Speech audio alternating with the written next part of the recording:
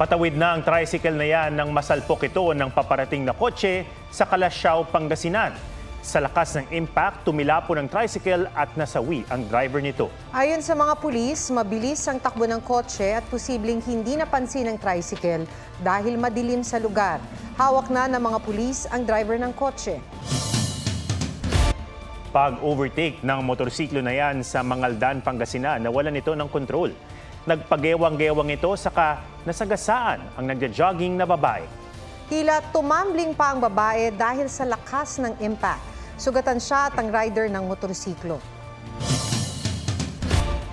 Hinipuan umano ng isang teacher ang isa niyang grade 6 student sa loob ng eskwelahan sa Pangasinan. Arestado na ang guro na may iba pa umanong na biktima. May report si Russell Simorio ng GMA Regional TV 1, North Central Luzon. Tinatapik-tapik sa hita ang batang ito habang nakakandong sa isang lalaki. Kuha ang video sa loob ng classroom ng isang public elementary school sa Santa Barbara, Pangasinan.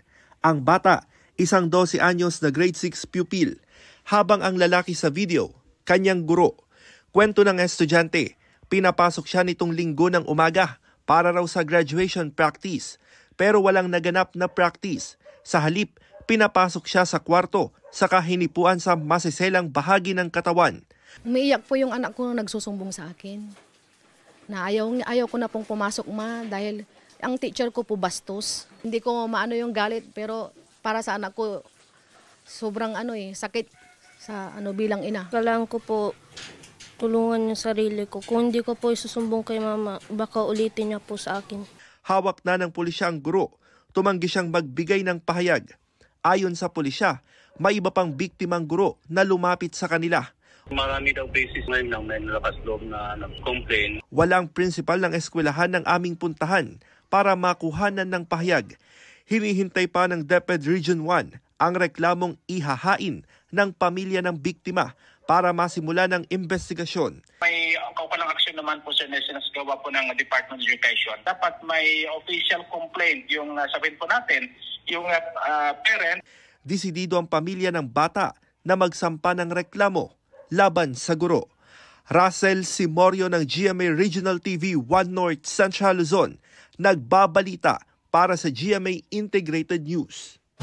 2 sundalo ang namatay habang 4 ang sugatan matapos tamaan ng kidlat sa Lubuagan, Kalinga. Ayon sa Lubuagan Municipal Information Office, nagsasagawa ng military operation ang mga sundalo nang mangyari ang insidente. Dinala sa Kalinga District Hospital ang mga sugatan.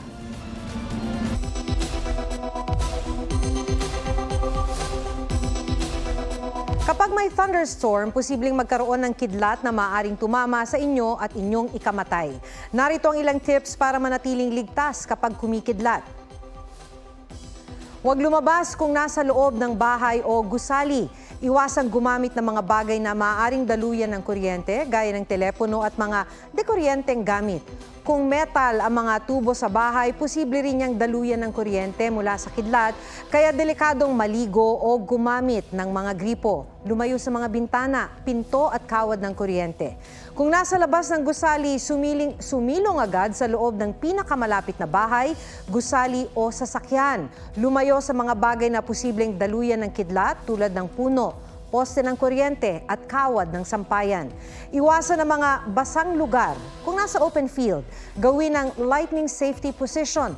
Umupo ng nakatingkayad ang 2 paa, pagdikitin ang 2 sakong, yumuko at idikit ang siko sa tuhod at takpan ng mga kamay ang 2 tenga.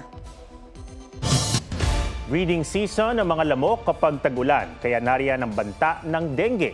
Ang mga impormasyon tungkol sa sakit na ito at kung paano ito may iwasan, alamin sa report ni Katrina Son. Ngayong nakakaranas na ng paminsan-minsang pag-uulan, hindi nalalayo ang pagdami ng mga lamok. Ito kasi ang breeding season nila. Ang sanggol na pamangkin ni Kevin Roy Singh, namatay sa dengue ilang taon nang nakararaan. 1 year and 11 months po siya. Tapos late na na-detect ng doktor na dengue pala yung sakit niya. Kaya ngayon, bago pa man magtag-ulan, naglilinis na sila ng kapaligiran. Naglilinis po kami ng mga bubong, yung kanal po namin para at maiwasan po yung maipon po yung mga tambak na tubig para hindi po pasukan ng mga kitikite. At Na-dengue na rin daw ang isa sa mga apo ni Elma Docuyanan. Hindi na siya halos kumakain, kahit gagalaw. Tinakbo ko siya sa National Children. Para hindi maulit, may mga lotion at body oil sila para sa mga bata. Paalala ng doktor, importante ang early detection. Huwag ipagwalang bahala kung may sintomas ng dengue tulad ng lagnat, pagsakit ng katawan, pagsakit ng ulo na nararamdaman sa likod ng mata, pagsakit ng likod, pagsusuka, pagdurugo ng ilong o gilagid at rashes sa katawan. Dengue can actually be dangerous, lalo na sa mga tao na pangalawa o pangatlong beses na magkakaroon ng dengue, sa mga taong overweight. And if untreated, patients who have dengue can have a mortality rate of 10 to 20%. Huwag daw maniniwala sa sabi-sabi na bata lang ang kinakagat ng mga lamok. Hindi rin daw totoong sa gabi lang kumakagat ang lamok na may dalang dengue. Dengue-carrying mosquitoes are actually day biters. They are most active for approximately 2 hours after sunset and after sunrise and 2 hours before sunset. They can also bite at night as well in well-lit areas. So kahit anong oras po, pwede po silang kumagat. Magbasa rin daw ng label dahil may insect repellent lotion na hindi pwede sa mga sanggol. Chemicals are used to make these formulations. So some of these chemicals are not safe for 6 months or 7 months old. Maaari raw magtanim ng citronella o lemongrass bilang pangontra sa lamok. Katrina Son, nagbabalita para sa GMA Integrated News. Sugatan ng isang magama sa Cebu matapos sumabog ang pinabili nilang tangke ng LPG. Bago ang insidente, naamoy umano ng anak na babae ang LPG. Agad nilang hinanap ang inutusan nilang bumili ng tangke pero hindi raw ito mahagilap. Bumalik sa loob ng bahay ang mag-ama para suriin ang sumisingaw na tangke hanggang sa magkaroon ng pagsabog. Nagtamo ng 3rd-degree burn ng ama habang 2nd-degree burn naman ng anak na lalaki. Pareho silang nagpapagaling sa ospital.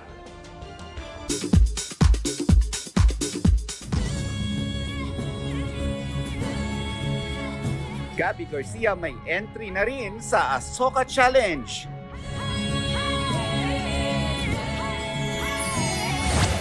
Hollywood star Jennifer Lopez bibida sa science fiction film na Atlas. Gaganap siya bilang isang data analyst na walang tiwala sa artificial intelligence o AI.